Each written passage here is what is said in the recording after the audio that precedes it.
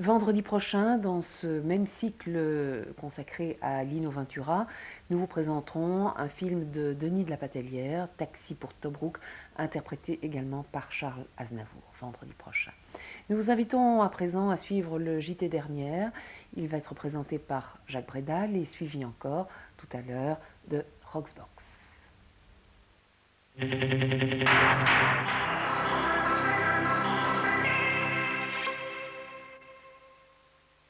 Non, vraiment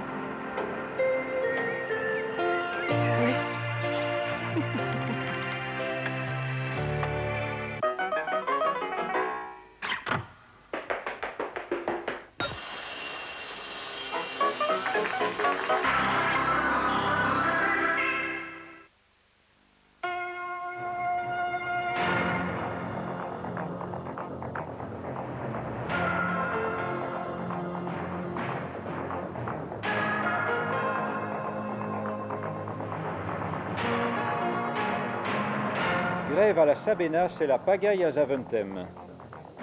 Une dame aux camélias féministe au centre culturel Jacques Franck.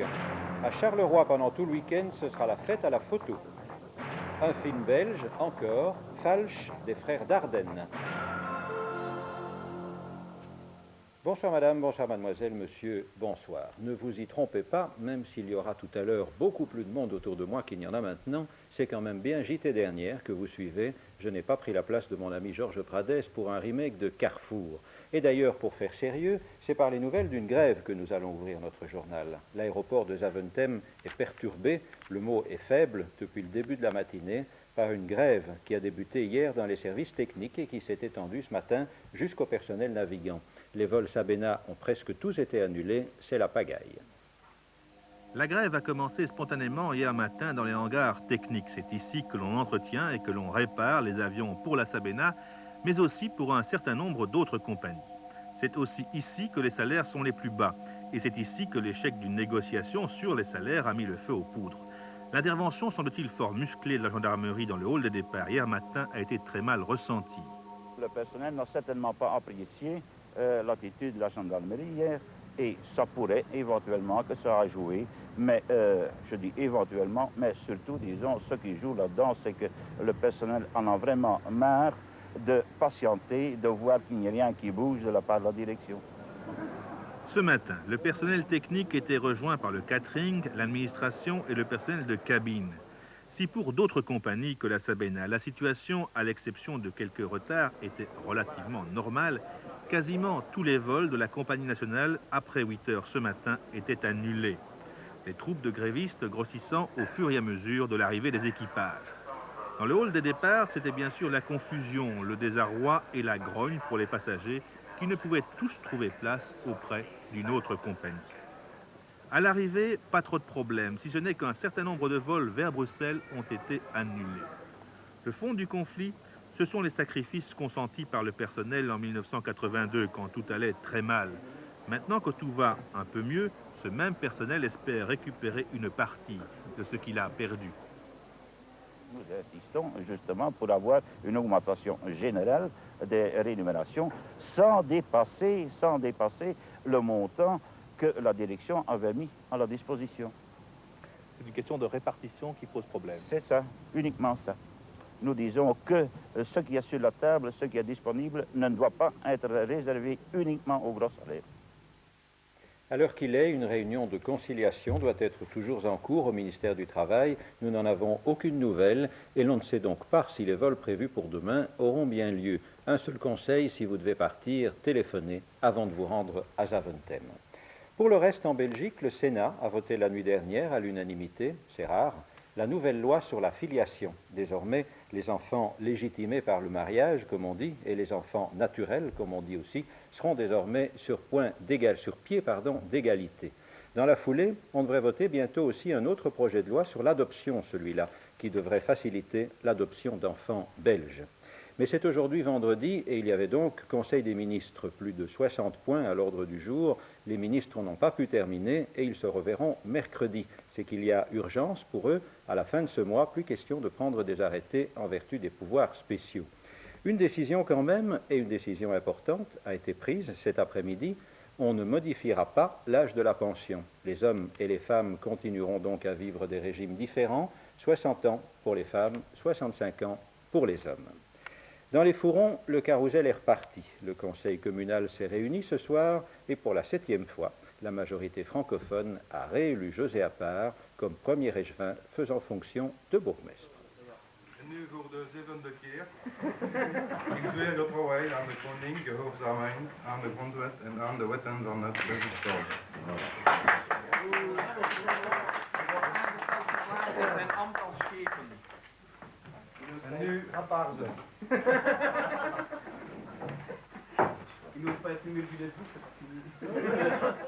Sur le plan social encore, une grève partielle au centre de tri de Bruxelles X risque de causer quelques problèmes pour la distribution du courrier lundi matin.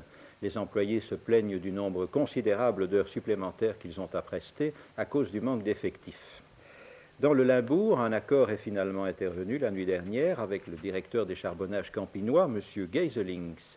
Les syndicats CSC et FGTB ont appelé les mineurs à reprendre le travail, mais il faudra attendre lundi aussi pour savoir si leur appel sera entendu.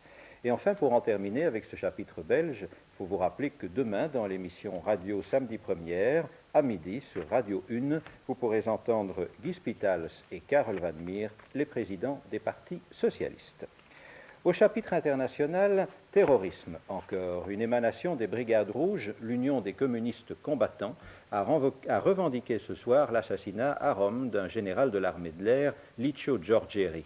Il a été abattu un peu avant 18 heures dans sa voiture par 2 jeunes gens qui circulaient à motocyclette. Le général Giorgieri dirigeait le département de fabrication d'armements aéronautiques et spatiaux de l'armée de l'air italienne. Le dernier attentat des Brigades Rouges remonte au 14 février dernier, quand 2 policiers avaient été tués et un 3e blessé au cours de l'attaque d'un transport de fonds. En France, on parle toujours beaucoup aujourd'hui de l'affaire d'espionnage révélée hier seulement par les services secrets. 6 personnes ont été arrêtées. Elles auraient transmis des documents secrets sur le moteur des fusées Ariane et probablement à l'Union soviétique. Les moteurs de la fusée Ariane sont fabriqués ici, à Vernon, à 80 km de Rouen, par la SEP, la Société européenne de propulsion. Parmi les 6 espions arrêtés hier, on trouve 2 ingénieurs polytechniciens et 2 femmes originaires des pays de l'Est. Impliqué aussi dans l'affaire, un journaliste qui travaille au Figaro depuis 1 mois. Il a été laissé en liberté sous contrôle judiciaire. Les services de contre-espionnage français recherchent une 7e personne d'origine soviétique qui pourrait être le chef du réseau. Les 7 espions ont vendu les plans des moteurs de la fusée Ariane à l'Est, plus que probablement l'Union soviétique. En fait, ce qui les intéressait le plus, c'est le moteur du 3e étage de la fusée, un moteur extrêmement sophistiqué. En fait, c'est le fameux moteur, c'est l'étage cryogénique d'Ariane, c'est-à-dire fonctionnant à l'hydrogène et à l'oxygène liquide. L'oxygène liquide, température moins 183 degrés, hydrogène liquide moins 253, on comprend que ça pose des problèmes, mais c'est extrêmement performant. Ce sont ces moteurs que les Français, après plus de 15 ans de recherche, ont mis au point, alors que les Américains, qui possèdent, si vous voulez, le brevet et la façon de les utiliser depuis le milieu des années 60, l'utilisent. Ça a été tout le programme Apollo avec ces fusées-là. C'est très sophistiqué. Et les Russes ne maîtrisent pas cette technologie de pointe. Les Russes ne maîtrisent pas l'étage cryogénique, ça c'est un fait. D'autre part, on sait qu'ils sont en train de faire des études avancées pour justement améliorer leurs propulseurs et donc vraisemblablement sont-ils occupés à travailler sur les moteurs cryogéniques. En plus des propulseurs d'Ariane, l'usine de Vernon fabrique aussi les moteurs du nouveau missile M4 de la force nucléaire stratégique française. Il se pourrait donc que les espions ne se soient pas seulement intéressés aux moteurs d'Ariane. Le président Ronald Reagan a donné hier soir à Washington sa première conférence de presse depuis le scandale de l'Iran Gate. Il ne s'est pas trop mal tiré, paraît-il, de cette confrontation avec les journalistes américains, mais l'Iran Gate n'est pas terminé pour autant. Au début du mois de mai, le Congrès doit entamer une série d'auditions publiques sur les ventes d'armes américaines à l'Iran et sur l'aide apportée à la Contra nicaraguayenne. La conférence de presse n'a apporté aucune révélation sur l'Iran Gate. Le président a répété qu'il n'avait pas été informé du détournement de profit des ventes d'armes à l'Iran au bénéfice des opposants au régime nicaraguayen. Pour le reste, pas grand-chose de neuf, si ce n'est que les journalistes américains, habituellement très agressifs, s'étaient apparemment donné le mot pour ne pas trop embarrasser un président qui, de toute évidence, ne maîtrise pas très bien le dossier de l'Iran Gate et qui avoue cette faiblesse avec une candeur désarmante. What does it say about your management style? And I, more than anyone, want these investigations to proceed so that I know and will know what has been going on that had been kept from me in various covert operations.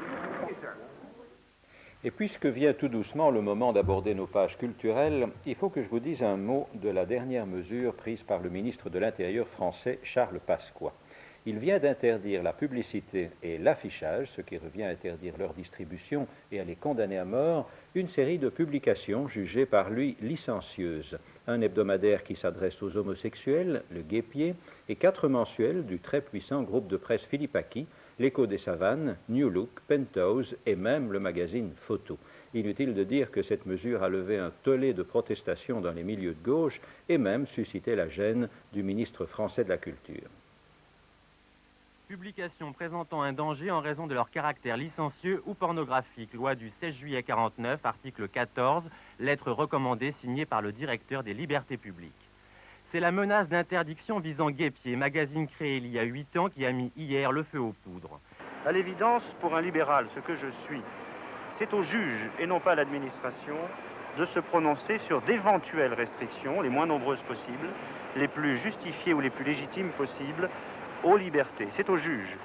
C'est le juge qui est le gardien des libertés, ce n'est pas le pouvoir exécutif. Guêpier se définit comme un hebdomadaire homosexuel d'information politique et générale. Il est lu par 100 000 personnes. Ce ne sont ni les photos ni les textes qui seraient visés, mais les publicités et petites annonces. Certaines d'entre elles concerneraient des mineurs. Guêpier a 15 jours pour s'expliquer. Une interdiction de vente aux mineurs signifierait l'arrêt de la distribution du journal en kiosque et de fait l'étouffement de l'hebdomadaire. Vous devez souhaiter, comme nous souhaitons tous ici, qu'il soit définitivement banni en France d'interdire la publication d'un livre ou d'un journal et que la liberté d'expression la plus totale puisse régner. Et je souhaite que dès demain, le gouvernement annonce qu'il met fin à ces mesures d'interdiction ou à ces menaces à l'égard d'un journal et à l'égard de plusieurs livres. Bernadette Abraté, il n'y a aucune chance, heureusement, pour qu'on interdise le spectacle dont vous allez parler maintenant, où l'on peut voir votre très charmante invitée de ce soir, Patricia Houyoux. La pièce s'appelle Camille, mais les initiés savent déjà qu'il s'agit d'un remake de La Dame aux camélias d'Alexandre Dumas-Fils. Oui, en fait, Camille, c'est Marie, Alphonsine, Marguerite, Violetta. C'est une seule et même personne, la Dame aux camélias. Et vous êtes cette Dame aux camélias. Vous avez l'impression de jouer un mythe? Oui, c'est une femme. C'est émouvant de jouer un personnage qui a existé réellement. C'est surtout ça. On a l'impression de défendre quelqu'un. On dit, à droite et à gauche, à propos de ce spectacle, que ce serait une pièce anti-romantique, puisque la vision de Pan Games, l'auteur anglais, a une autre vision du personnage. Moi, hier soir, j'ai vu un public extrêmement touché et les larmes aux yeux. Donc je pense que la Dame aux camélias est toujours la Dame aux camélias, même si elle est vue à travers le regard d'une féministe anglaise, non? Bien sûr, je pense que c'est davantage une pièce féminine qu'une pièce féministe. Elle ne revendique rien du point de vue féministe, vraiment, mais c'est un regard féminin sur une femme et sur une société et sur une époque. Elle dit à un moment donné, vous dites à un moment donné, que vous souhaitez franchir la porte magique avec une clé d'or. Vous dites ça à votre amant, Armand Duval, c'est-à-dire le merveilleux Bernard Cognot. Alors cette porte magique, elle ouvre vers quoi?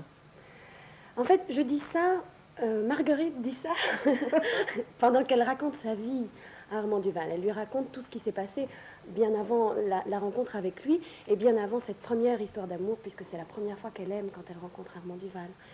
Et avant cela, le but de sa vie, et le seul but de sa vie, c'est atteindre à la liberté. Le seul moyen pour cette femme d'atteindre à la liberté, c'est d'avoir le pouvoir.